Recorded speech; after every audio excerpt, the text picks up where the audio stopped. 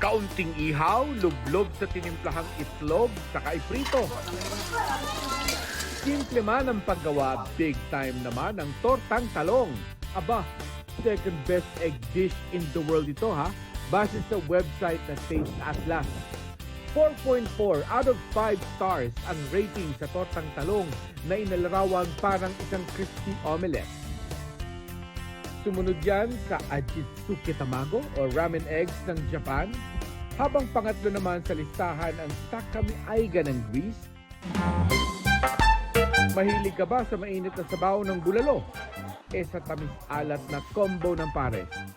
Hindi mo na kailangan pumili dahil ang all-time favorite mong sabaw, pinagsama sa putaheng nakakawaw. Yan ang bulalo pares sa Mangaldan, Pangasinan. Sa pinagsamang beef kamto, bone marrow at mga pampalasa, talagang sulit ang bawat higop sa murang halaga. Masarap po siya. Tapos tama lang po yung pagkakatimpla, tapos tama lang din po yung pagkalapot. Tapos yung lambot din po, sakto lang din po.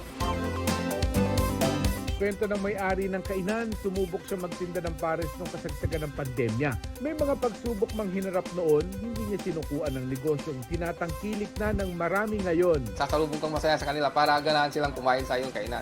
Para sa GMA Integrated News, ako si Mark Salazar, ang inyong saksi. Mga kapuso, maging una sa saksi. Mag-subscribe sa GMA Integrated News sa YouTube para sa iba't ibang balita.